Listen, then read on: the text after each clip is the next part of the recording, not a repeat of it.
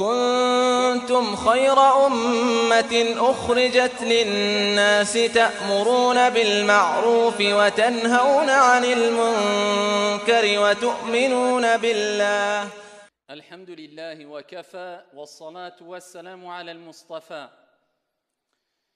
Alors là, je m'adresse particulièrement à celles et ceux qui fument, qu'ils aient l'intention d'arrêter de fumer ou qu'ils n'aient pas l'intention d'arrêter de fumer. En tout cas, s'ils m'écoutent, eh bien j'implore Allah subhanahu wa ta'ala, à travers ses noms parfaits, ses attributs sublimes, de les débarrasser, de les préserver, de nous préserver toutes et tous de ce mal destructeur qui, quelque part, commet un génocide sur la surface de la terre, quelque part.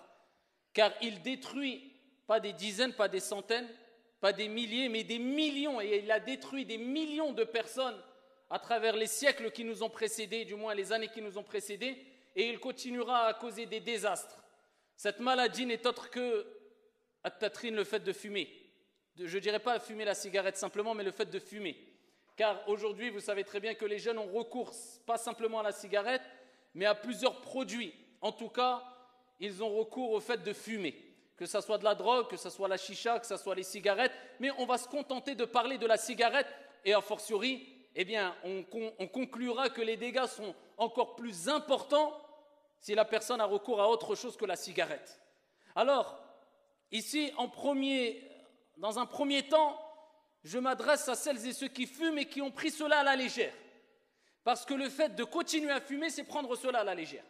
Certaines personnes diront non, je fume, je suis conscient des conséquences gravissimes, mais je n'arrive pas. Non, si tu n'arrives pas à arrêter de fumer, c'est que tu prends cela à la légère, ni plus ni moins.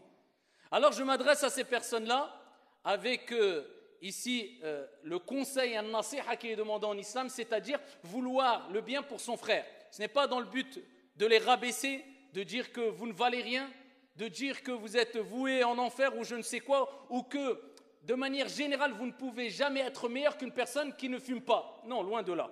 Là c'est un conseil avant qu'il ne soit trop tard pour vous, c'est pour votre bien. Et celles et ceux qui ne fument pas, eh bien prenez ces conseils, prenez ces arguments et tirez-en profit et essayez de les retenir afin de les transmettre avant tout bien sûr à vos proches et particulièrement à vos enfants, pour les vacciner. Parce que ce n'est pas quand on tombe dans le mal qu'ensuite on se pose la question, eh bien, comment vais-je faire pour pouvoir me débarrasser de ce mal? Mieux vaut prévenir que guérir. Donc, retenez bien ces arguments. Alors, avant de parler d'un point de vue religieux, parce que c'est tout à fait normal, je suis imam, donc ici, je tiens à rappeler ici des statistiques reconnues, confirmées, concernant les désastres de la cigarette. Alors, accrochez-vous. Celles et ceux qui pensent que la cigarette, ce n'est pas trop grave. Je suis conscient des conséquences gravissimes, mais je fume toujours. Voilà pourquoi je vous dis ici que cette personne n'a pas conscience des conséquences gravissimes. Je ne parle même pas encore d'un point de vue religieux, d'un point de vue relationnel avec son Seigneur, Tabaraka wa Ta'ala, qui l'a créé, qui lui a donné un corps saint et qui lui a rappelé que ce corps est une amana, un dépôt, et que tu devras quitter ce bas monde, et que ton corps a un droit sur toi, et que tu devras rendre des comptes sur ce que tu as fait de ton corps. On n'en est même pas là. Je parle simplement d'un point de vue des statistiques, de ce que disent les experts en la matière, et ces statistiques doivent interpeller toute personne, tout être humain, car la vie de l'être humain de manière générale, et on ne dit pas que la vie du croyant est sacrée, la vie de l'être humain est sacrée. Donc ici nous sommes là pour aider l'être humain à préserver la sacralité de sa vie, et nous ne sommes pas là pour détruire les vies, bien au contraire. Donc c'est pour ça que la première partie se veut quelque part universelle. Savez-vous combien de morts dans l'année, alors je ne dis pas dans le monde, accrochez-vous, dans l'année en France simplement, tue la cigarette? Je ne parle pas des autres drogues, car la cigarette c'est une drogue aussi, des autres drogues, hein. Juste la cigarette, à votre avis, dans votre tête, combien meurent avec la cigarette? Plus de 80 000 personnes dans une année en France, à cause de la cigarette. 80 000 personnes meurent dues aux conséquences néfastes et gravissimes de la cigarette. 80 000. Il y a plus de 35% de fumeurs en France, vous imaginez? Alors qu'on sait qu'il y a plus de 80 000 morts dues à la cigarette. Vous savez, ça fait combien par jour? Ça fait 216 personnes qui décèdent chaque jour en France à cause de la cigarette. Alors ces statistiques datent de 2016, si mes souvenirs sont bons, ou 2015. À la kulli hal, il n'y a pas grand changement. On reste dans l'approximative. Chaque jour, aujourd'hui, 216 approximativement personnes vont perdre la vie à cause de la cigarette. À cause de la cigarette. Eh bien, sachez qu'une cigarette, comme on dit les experts, les médecins, les scientifiques, une cigarette consommée, une seule cigarette, certains disent qu'une cigarette de temps en temps, eh bien, ça équivaut à la perte de 7 minutes de ta vie. Chaque cigarette, ça correspond à la perte de 7 minutes de ta vie, alors que Dieu jure par le temps dans le Saint-Coran. Wal asr, innal insana lafi khusr. Il jure par le temps pour nous rappeler l'importance du temps. Et le prophète alayhi salatu wassalam nous dit ni'matan maghbounun fihima kathirun minan nas. Wallahi, parmi les sujets que vise directement ce hadith, eh bien c'est la cigarette. Subhanallah. 14 siècles, le prophète alayhi salam nous dit deux bienfaits dont beaucoup de gens eh bien, sont insouciants ou négligents ou se font duper. Il dit as-sihhatu wal-faragh, la bonne santé et le temps libre. Eh bien, regardez avec la cigarette ce que tu perds. Tu perds du temps et tu perds ta santé. Tu consommes du temps et tu consommes ta santé. Tu détruis du temps et tu détruis ta santé. Chaque cigarette, 7 minutes de ta vie jetée à la poubelle, ya Abdallah, provoquée par un mal, provoquée par quelque chose qui est mauvais, qui est mal, qui n'est pas bon, il suffit de dire. Que nous, en tant que croyants, eh bien, on essaye de se prémunir, de se préserver, de s'éloigner au maximum, eh bien, des flammes. Eh bien, sache que chaque jour, tu as un message clair. Quand tu allumes ta cigarette, tu te rapproches de cette flamme en allumant ta cigarette, qui cette flamme provoque la consommation, et bien sûr, de cette cigarette se consume, mais ton argent se consume avec, et ta santé se consume avec, et ton temps se consume avec, et tout cela provoqué par cette flamme qu'on essaye de fuir de jour comme de nuit. Ayyuhal uqala, les doués de raison, n'ont-ils pas un cerveau pour prendre conscience que c'est grave? Et ensuite on nous dit, je sais, j'ai conscience de la gravité de la cigarette, mais non, si tu as conscience, wallahi, tu arrêtes tout de suite. Tu ne peux pas te permettre, en tant qu'être humain raisonnable, qui a peur pour sa santé, et ici qui a peur et pour la santé des autres aussi, car tu nuis aux autres, et encore plus, si on dit en tant que croyant musulman, eh bien tu as une deuxième raison, une grande raison d'arrêter de fumer et d'abandonner cela parce que tu es croyant musulman et tu sais que ton corps c'est une amana et qu'il y a des gens qui donneraient des millions, des milliards s'ils pouvaient, ne serait-ce que pour eux, ce n'est pas rester en vie, retrouver la vue ou retrouver le moyen de marcher ou retrouver le goût. Eh bien Dieu t'a donné tout ça. Pourquoi tu détruis à travers chaque cigarette 7 minutes de ta vie? Un paquet par jour peut-être. Peut-être un paquet par jour tu vas consommer, certains 2 paquets par jour. C'est combien? C'est 20 cigarettes, si je ne me trompe pas, dans le paquet. C'est 20 cigarettes, c'est ça? Personne ne va. Je ne sais pas, je ne sais même pas, honnêtement, je pense que c'est 20. Ala kulli hal, 10 ou 20, peu importe, c'est 8 € approximativement le paquet de cigarettes. Ya ibadallah. 8 € le paquet de cigarettes. Et quand on vous dit que tu détruis tout, ton temps, ta santé, ton argent aussi, ta santé c'est le principal, sachant que vous savez que pour la santé, ils disent, les statisticiens, ainsi que les experts, les scientifiques, les médecins, ça c'est des statistiques reconnues, officielles. Une personne sur deux meurt en France, dû à quoi? Dû à une maladie provoquée par la cigarette. Une personne sur 2. Accroche-toi. Tu sais que le nombre de morts causés par la cigarette, chaque année, je ne suis pas dans le monde, en France, le nombre de morts qui perdent la vie, ces êtres humains qui ont perdu leur vie, chaque année en France équivaut au nombre de personnes qui ont perdu la vie à travers l'alcool, les homicides, les accidents de voiture, le sida et le suicide. Tout cela réuni. Mais vous avez conscience ou pas? La cigarette, elle détruit plus que l'homicide, le suicide, l'alcool, les accidents de voiture, le sida aussi, exactement, le sida aussi, tout cela réuni.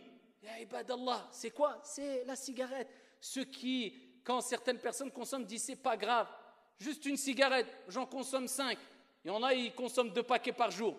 Mais 5 ou 10 cigarettes, c'est de trop. C'est de trop pour toi, pour ta santé, pour ton temps, pour ton bien, pour ta relation avec ton Seigneur, tabaraka wa ta'ala, ya Abdallah. 8 € un paquet. Ça veut dire que si on prend un paquet par jour, allez, 8 €, ce qui équivaut à peu près à 240 € par mois.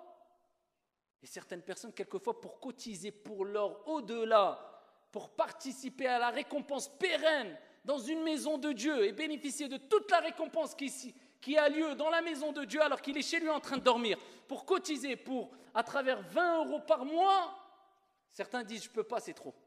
Mais par contre, quand tu deviens esclave d'une chose, et particulièrement de la cigarette, eh bien là, même 240 €, c'est pas trop. Et ça, c'est catastrophique, l'argent. L'argent, tu détruis l'argent. 240 €, ce qui équivaut à peu près presque à 3000 € par an. Ya ibadallah, presque un hajj. Presque un hajj par an. Allez, un hajj tous les 2 ans. Ceux qui disent, je n'ai pas les moyens, Allah ghalab. Allah, il a dit, c'est pour ceux qui ont les moyens. Soit, le hajj, c'est pour ceux qui ont les moyens. Tu n'as pas les moyens, innamal a'malu bin niyat. T'inquiète pas, alhamdulillah. Fattaqullah mastata'tum. Craignez Allah autant que vous pouvez. Allah Azza wa Jalla, il ne va pas imposer une chose que tu ne peux pas supporter. Lakin, si tu dépenses 240 € par mois, ya Abdallah, dans des futilités, et pire, ça c'est pire que des futilités parce que c'est une autodestruction dans de la cigarette. Et qu'est-ce que tu vas dire devant ton Seigneur le jour où, comme le prophète alayhi salam l'a détruit fils sahih, le croyant, la personne, l'être humain ne quittera pas l'esplanade des comptes au jour de la résurrection, cette journée qui durera plus de 50 000 ans, sans qu'il ne soit interrogé sur 4 choses. Et parmi ces 4 choses, عن ماله من أين اكتسبه وفيما أنفقه, ton argent, où tu l'as acquis, je l'ai eu halal, ça ne s'arrête pas là, et où tu l'as dépensé? Tu l'as dépensé dans le hajj? Non. Tu l'as dépensé pour des pauvres? Non. Tu l'as dépensé pour des œuvres charitables? Non. Tu l'as dépensé pour nourrir ta famille? Non. Je l'ai dépensé pour m'autodétruire, ya Allah, à travers la cigarette. Mais tu t'imagines, déjà on ne sait même pas dans quel état nous allons rencontrer notre Seigneur tabaraka wa ta'ala, bien que Dieu, sa miséricorde est ample et vaste. Pourquoi te rajouter des problèmes alors qu'il n'y a pas lieu de se rajouter ces problèmes? Bien sûr, c'est dur. Quelqu'un va dire c'est facile, mais c'est dur. Mais c'est un combat psychologique avant d'être un combat physique. C'est dans la tête. Et Allah tabaraka wa ta'ala ne t'abandonnera jamais, ya Abdallah. Si tu fais des efforts pour délaisser une chose, pour satisfaire ton Seigneur, Dieu ne t'abandonnera jamais. Si tu es sincère, si tu retrousses tes manches et tu vas au combat. Le combat avec toi-même, contre toi-même. Le combat avec tes mauvaises pensées. Ici, pour éradiquer, eh bien, la cigarette. Cette consommation de cigarettes tout au long de ta journée. Wallah, Allah, il ne t'abandonnera pas. C'est dur, 1 jour, 2 jours, 1 semaine, 3 semaines, 1 mois, 2 mois. Mais après, sache que ici, tu vas apprécier énormément le résultat, alhamdulillah. Eh bien, retrousse tes manches et ne te dis pas, oui, vas-y, fonce. Et il y en a plus d'un qui ont réussi à arrêter à partir du moment où ils ont été convaincus psychologiquement, ya ibadallah. À moins que tu souhaites continuer à gaspiller ton argent, alors qu'Allah tabaraka wa ta'ala, même quand il parle des choses halal, que dire des choses haram? Kulu washrabu wa la tusrifu. Mangez, c'est autorisé, bien sûr, encore heureux. Et buvez, il n'y a pas de problème, profite. Mais Allah, il dit, ne commettez pas d'excès, pas de gaspillage. Car Allah, ton Seigneur, n'aime pas les gaspilleurs. Ça, c'est avec de la nourriture halal, licite, la boisson licite. Que dire avec des choses illicites? Innal mubadhirina kanu ikhwana ash-shayatin. Allah tabaraka wa ta'ala dit les gaspilleurs, eh bien, sont considérés comme étant les frères du diable, car les diables, ash-shayatin, aiment le gaspillage, aiment l'excès, aiment l'exagération. Donc regarde toutes les choses néfastes. Alors si tout cela tu le mets sur le poids de la balance qui est la balance religieuse, si on veut parler d'un point de vue religieux islamiquement, eh bien là on n'en finit plus. Eh bien certains disent, oui mais il n'y a pas de verset ou de hadith qui interdit la cigarette. Mais ça c'est de la bêtise pure et simple. L'islam a des principes, l'islam a des qawa'id, des règles. L'islam a des finalités maqasid. L'islam a des savants qui établissent les choses et qui prennent et puisent dans le Coran et la Sunna authentique afin de déduire des règles qui nous permettent d'élucider des histoires ou des sujets ou des affaires qui n'y avaient pas il y a des années qui nous ont précédés ou des siècles qui nous ont précédés. Mais c'est logique que ça soit interdit. Avec ce que je vous ai dit, juste d'un point de vue des statistiques, quelqu'un osera dire c'est halal la cigarette alors qu'Allah tabaraka wa ta'ala, quand il rappelle parmi les raisons principales pour lesquels le prophète alayhi salatu wassalam a été envoyé, Allah Azza wa Jalla dit wa yuhillu lahumut tayyibat, il leur rend licite, halal, les bonnes choses, wa yuharrimu alayhimul khaba'ith, et il leur interdit les choses mauvaises. Alors, khalas, Allah il dit, j'ai envoyé le prophète pour leur recommander, leur ordonner les bonnes choses et interdire les mauvaises. La cigarette, tu les mets dans les bonnes ou mauvaises choses? Même dans le paquet écrit fumer tue. Il te montre des images qui te choquent pour te... Quelqu'un va mettre ça du côté de la balance qui est des bonnes choses. Bien sûr que c'est logique que ça soit illicite, que ça soit interdit, que ça soit haram, que ça, tout simplement parce que c'est mauvais pour la santé. Juste pour cela, eh bien, on comprend que c'est quelque chose de grave. Alors que sans prendre en considération que ça détruit ton argent, ta santé, ton psychologique, ton moral et je ne sais quoi et je ne sais quoi. Et allez voir l'état des personnes qui n'ont pas fumé la cigarette pendant une journée. Allez voir pendant Ramadan. Vous allez voir dans quel état ils sont. Et ensuite, vous allez me dire, non, la cigarette, ce n'est pas une drogue. C'est une drogue, la cigarette, c'est clair. C'est une dépendance qui te met hors de toi quand tu n'as plus cette chose-là. Tu dépends de quelque chose, tu deviens esclave de quelque chose. C'est une drogue, que tu le veuilles ou non. Parmi les choses à savoir, c'est que la cigarette, au-delà de tout ce que je viens de citer précédemment, ça dégage quoi? Bien sûr, même l'image, elle nous rappelle la flamme, elle nous rappelle la consommation, l'odeur, juste l'odeur. Alors que le prophète alayhi salam fait sahih, vous savez très bien ce qu'il dit, le prophète alayhi salatu wa salam fait sahih al-Bukhari wa ghayruh. Il nous rappelle que celui qui mange quelque chose de licite, de l'ail ou de l'oignon, c'est un exemple qui donne le prophète alayhi salam, c'est-à-dire qu'il dégage une mauvaise odeur, une odeur forte.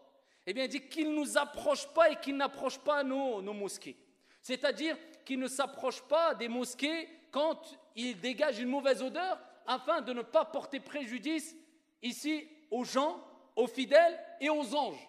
Car le prophète alayhi salam dit « Innal malaikata ta'adha mimma yata'adha minhu banu Adam » Al-malaika, les anges, eh bien, éprouvent de la répugnance, détestent. Ce pourquoi les enfants d'Adam éprouvent de la répugnance, c'est pareil. Tu as des mauvaises odeurs, sache que les anges eh bien, fuiront aussi ces mauvaises odeurs comme l'être humain fuit ces mauvaises odeurs. C'est pour ça qu'il est interdit à une personne de se rendre dans une mosquée, dans une demeure de Dieu, alors qu'il dégage une mauvaise odeur. Peu importe l'odeur, que ce soit de l'ail, que ce soit de l'odeur de sueur, que ce soit du poisson, que ce soit... Tu ne viens pas à la mosquée, tu ne déranges pas les fidèles, ni les anges, et ni les gens, et tu restes chez toi, c'est mieux. Que dire de la cigarette? Alors des gens, ici, fument la cigarette, et ensuite, automatiquement, on dégage une mauvaise odeur. Vous savez que l'odeur de la cigarette, ça s'ancre dans les habits, dans la peau, dans la bouche, c'est infect, il faut dire ce qui est. Alors je ne parle même pas de ce qui est caché à l'œil nu, les poumons. Allez voir certaines vidéos sur internet, vous allez tout comprendre. Eh bien, tu dégages une mauvaise odeur, alors que l'islam appelle à sentir bon, à mettre du muscle, à attirer. Et il y a des gens qui font fuir. Inna minkum munaffirin. Le prophète a dit, certains vont faire fuir. Et certains ont une bonne intention, veulent prier, veulent aller à la mosquée, mais ils dégagent une odeur de cigarette. Vous savez que le prophète alayhi salam, dans un hadith, selon Ali ibn Abi Talib radiyallahu anhu warda, nous dit, quand le croyant se lève pour accomplir la prière et qu'il fait la prière, et quand il récite le Coran, eh bien il y a un ange qui s'approche au fur et à mesure de lui, jusqu'à ce qu'il pose sa bouche sur sa bouche. C'est-à-dire l'ange va poser sa bouche sur la bouche du récitateur. Et il n'y a pas une parole, il n'y a pas une lettre du Coran prononcée par celui qui prie sans que celle-ci ne rentre à l'intérieur de l'ange. Tu t'imagines, tu récites le Coran, kalamullah, la parole de Dieu qui sort de ta bouche, et tu utilises cette même bouche pour mettre une cigarette et dégager une mauvaise odeur et faire quelque chose d'illicite. Et juste ça doit t'interpeller, ya Abdallah. Alors sans compter, parler du gaspillage, je vous en ai parlé tout à l'heure, hein. Le gaspillage, c'est quelque chose de grave. Quand on sait, quand on prend conscience que les gens ont du mal à finir leur mois, certains ils vivent dans des situations très difficiles, et on en voit des cas tout le temps, ils n'arrivent pas à finir le mois, ils sont endettés. Et quand tu vois la personne qui fume la cigarette, qui fume 1 à 2 paquets par jour, mais ça ne rentre pas dans mon cerveau, moi. Je dis, subhanallah, 240 € ou 300 € par mois et tu n'arrives pas à finir ton mois. Tu sacrifies tes intérêts personnels pour t'autodétruire sur l'intérêt bénéfique et prospère pour toi et ta famille. C'est agib, c'est étonnant. De plus, ayyuha al-akhyar, vous savez que à travers la cigarette, comme j'ai dit précédemment, tu portes préjudice à toi, mais à ceux qui sont dans ton entourage aussi. À travers la fumée, car vous savez que quelqu'un qui est à côté du fumeur, c'est pour ça qu'il faut s'écarter des gens quand ils fument, eh bien, alors je ne connais pas les statistiques, mais en tout cas, presque comme si lui aussi fumait la cigarette. C'est presque pareil. Parce que ici, la fumée, elle peut rentrer ici de différentes manières. Et être à côté, non seulement tu vas être pris par cette fumée qui va dégager une mauvaise odeur de toi aussi, mais en plus de ça, tu vas inhaler, tu vas aspirer cette fumée. Et combien de gens fument chez eux? Au-delà de cela, mais imaginez-vous l'exemplarité gâchée, bafouée. Des gens qui parlent d'éducation des enfants, de montrer le bon exemple, et certains vont même jusqu'à dire à leurs enfants, va m'acheter un paquet de cigarettes. Allez, khalas, il ne dit pas à son enfant, va m'acheter un paquet de cigarettes. Il sort le paquet de cigarettes devant son enfant, il fume. Mais billahi alaykoum. Alors, quels parents, musulmans ou non musulmans, ne préférerait pas que son fils ne fume pas? Tout parent, dirait, moi je préfère que mon fils ne fume pas, c'est logique. Mais toi tu fumes, quel exemple tu donnes? Si tu veux que ton enfant suive la voie du bien, à toi de montrer un minimum, personne n'est parfait, un minimum la voie du bien à ton enfant. Donc si toi le père, l'exemple, tu montres à l'enfant, c'est pas trop grave, mais vous pensez que quoi, il va s'arrêter à la cigarette? Il ne faut pas rêver. En général, maintenant on voit des enfants qui tombent beaucoup plus facilement dans les autres drogues, la hashish, la cocaïne, etc., qu'il y a des années derrière nous, je ne dirais pas des siècles, juste des années. Pourquoi? Parce que plus la chose mauvaise devient banalisée, plus on monte de niveau. Maintenant, les enfants disent, mon père fumait la cigarette, bon, c'est pas moi. Et je ne parle même pas des parents qui fument peut-être la chiche aussi. Ça existe. Donc, juste l'exemple que tu montres à tes enfants, ya Abdallah, juste ça, tu devrais avoir cette honte en disant, juste le fait que ma fille, mon fils, savent que je fume la cigarette. Tu perds toute crédibilité dans ton éducation, dans l'appel au bon comportement, aux bonnes mœurs, à la bonne éthique, ya Abdallah, juste ça. Et rappelle-toi qu'Allah subhanahu wa ta'ala nous dit dans le Coran, وَلَا تَقْتُلُوا أَنفُسَكُمْ إِنَّ اللَّهَ كَانَ بِكُمْ رَحِيمًا. Et ne tuez pas vos propres personnes. Wallahi, c'est une forme quelque part, je ne dis pas c'est un suicide pur, attention, mais c'est quelque part une forme de suicide, d'autodestruction. Et je vous ai dit tout à l'heure, tous les statistiques, combien de personnes meurent, etc., etc. Imagine que tu meurs, ya Abdallah, dû à la cigarette psychologiquement. Tu vas te dire, je suis mort, je vais peut-être mourir par une forme, je ne dis pas c'est du suicide pur, mais une forme de suicide, une autodestruction. Psychologiquement, comment veux-tu te sentir bien? Alors qu'Allah tabaraka wa ta'ala dit وَلَا تُلْقُوا بِأَيْدِيكُمْ إِلَى التَّهْلُكَةِ وَأَحْسِنُوا. Et ne vous jetez pas à la destruction par vos propres mains. C'est toi qui as provoqué cela. Ce qui t'arrive de bien, c'est toi qui l'as provoqué et tu l'as fait par la permission et at-tawfiq, la réussite venant de Dieu. Et ce qui t'a fait de mal, c'est de ta faute. C'est toi qui l'as provoqué, Abdallah. Alors, je répète pour terminer, ce n'est pas du tout une exhortation pour blâmer, rabaisser ceux qui fument, mais simplement pour leur faire prendre conscience, ici parce qu'on veut leur bien, que c'est une autodestruction et que vous êtes en train de consommer une chose qui est considérée et qui peut être considérée comme le plus meurtrier des meurtriers sur la surface de la terre. Ce n'est pas 100 morts dans l'année ou 200 morts ou 80 000 morts juste en France, 216 par jour. Et ça, retenez ces chiffres, ya ibadallah, ce n'est pas rien et ça tue plus que le sida, le suicide, l'homicide, les accidents de voiture et l'alcool réunis. Qu'Allah subhanahu wa ta'ala permette à nos frères et sœurs et aux gens de manière générale de s'éloigner de la cigarette et de la consommation de ces choses illicites qui détruisent le corps et qui détruisent la bonne entente et la bonne ambiance au sein des foyers. Amin ya Rabbal Alamin.